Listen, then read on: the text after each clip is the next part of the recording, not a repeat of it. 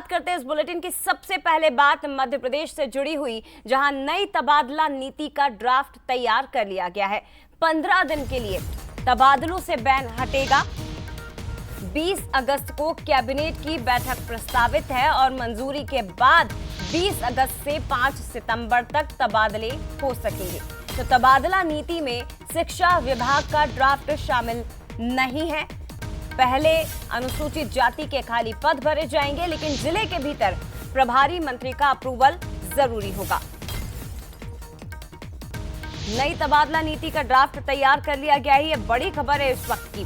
20 अगस्त से 5 सितंबर तक तबादले हो सकेंगे, यानी कि ट्रांसफर हो सकेंगे। और तबादला नीति में शिक्षा विभाग का ट्रांसफर शामिल नहीं है।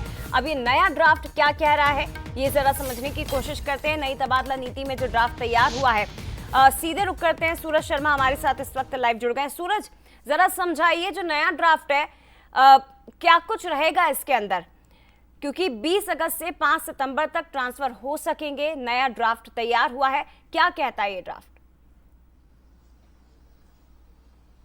देखिए, बिल्कुल ड्राफ्ट लगभग बनकर तैयार हो चुका है और 20 अगस्त को जो कैबिनेट की बैठक होगी उसमें इसको प्रस्ताव को लेकर आया जाएगा। खासतौर से यदि बात करें तो 1.5 साल का जो इंतजार था वो लगभग राखी के मौके पर खत्म होता नजर आ रहा है। खास बात यह कि ड्राफ्ट के तहत जिस तरीके से ट्रांसफर पॉलिसी है उसमें यदि आपको जिले के अंदर ही ट्रांसफर कराना है तो जो वहां के जिले के प्रभारी मंत्री होंगे उनकी अनुशंसा के आधार पर ट्रांसफर होगा। उसके अलावा यदि अन्य स्थान पर जाता है तो विभागीय जो मंत्री हैं उनके अप्रूवल के आधार पर, उनकी अनुशंसा के आधार पर ट्रांसफर किए जाएंगे।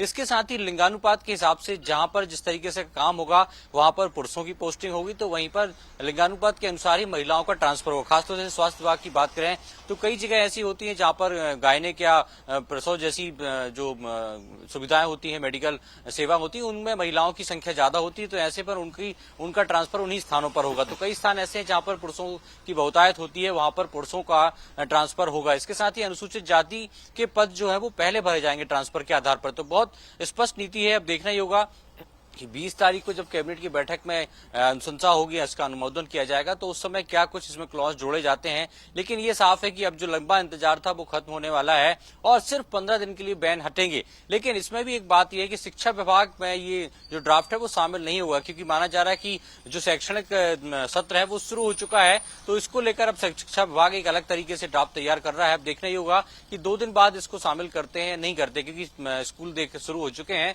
ऐसे में कहीं ना कहीं शिक्षकों के एक भारी भरकम तबादले से जो शैक्षणिक गतिविधियां वो प्रभावित होगी। शायद यही कारण है कि उसको अलग रखा गया है।